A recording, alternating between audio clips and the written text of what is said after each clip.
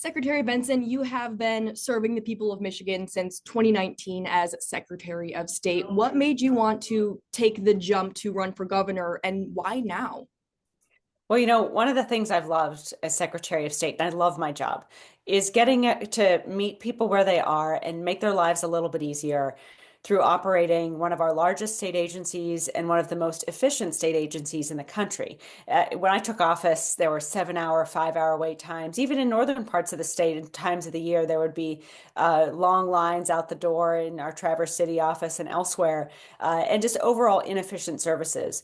And so we were able to completely transform that. We actually now have mobile offices as well, one just dedicated to Northern Michigan and one just dedicated, a separate one, just dedicated to the Upper Peninsula.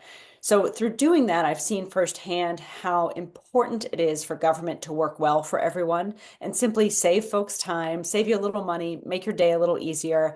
And I want all of government to work that well, not just on the policymaking side, but on the agency side as well. It does no good to increase unemployment benefits or have childcare subsidies for families if you can't access them because there's so much red tape to work through. So I want to completely redo that, increase the efficiency of government while also making sure we're investing in people and developing an economic agenda for the state that puts people first.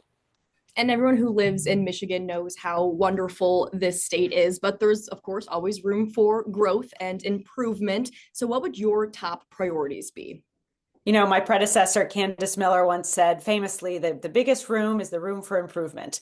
That's been a theme of our work at the Secretary of State's office, and it would be core to my work as governor. I think, essentially our state is at its best when its people are thriving and prosperous.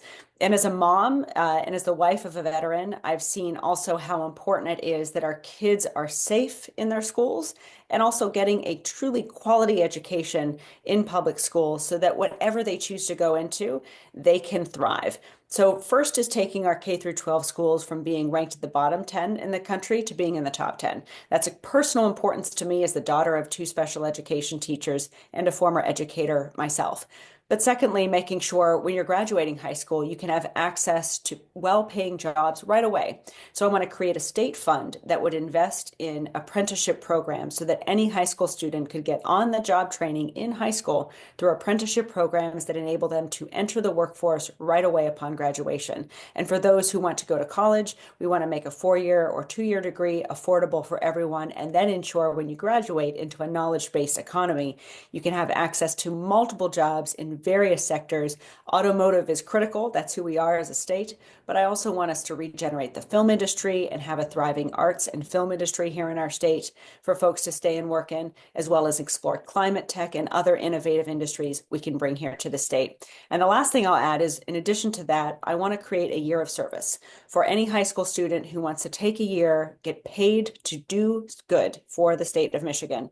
And upon completing that year of service, you'll get funds to either invest in college education, start a business, or start a nonprofit. So we have a vision to invest in the people of Michigan, to grow our economy and ensure everyone can prosper. And that, I believe, will make Michigan a magnet for talent all across the country.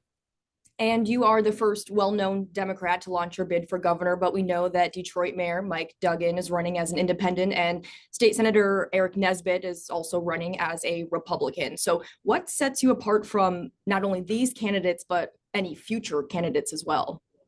Well, this is my fourth statewide campaign. And as someone who serves every resident in the state through our agency and makes sure that no matter whether you live in Houghton or Hillsdale or Traverse City or Grand Rapids or anywhere in between, that you can have access to good quality government services that are saving you time, saving you money, and helping ensure that you can prosper and thrive in our state. I know how to do that for everyone in our state. And I also know how important it is to value the uniqueness of our local communities, whether you're in Marquette, where I have family, whether you're in Traverse City, which is that sort of very special part of our state, or in Grand Rapids or downstate in Wyandotte. There are unique needs for every community that someone who has served statewide for a number of years, as I have, has a deep recognition and understanding of. So I'm proud to bring that experience, that knowledge, that heart, that grit and also that winning record. I've, won more counties than any other Democrat running statewide in 2022, won my race by 14 points, and I'm ready to win this one. But it's going to take a lot of work and building a truly broad coalition that includes Republicans, independents, and Democrats, all committed to just making sure government works well for everyone and that Michigan is the best place to be a kid, raise a kid, and call home. And going off of that, you're running for governor in a state that Trump won in November with nearly 50% of the votes. How will you appeal to those voters? Yeah, when someone comes into the Secretary of State offices, I don't ask them or even care about who they voted for. I just ask how I can help make their lives a little bit easier. How can we make sure we can transfer that auto title to a new owner, or make sure your kid gets their first license and that it's a good experience for them and for you? So my leadership style is making sure the government works for everyone, making sure voting works for everyone, that every voice is heard, and that we stand by those results no matter what those results may be. So my dedication to ethical, integrity, and driven and accountable government is, I think, not a partisan message. And I hope to win the support of all voters in our state through that dedication to ensuring everyone has a fair shot to make it in Michigan.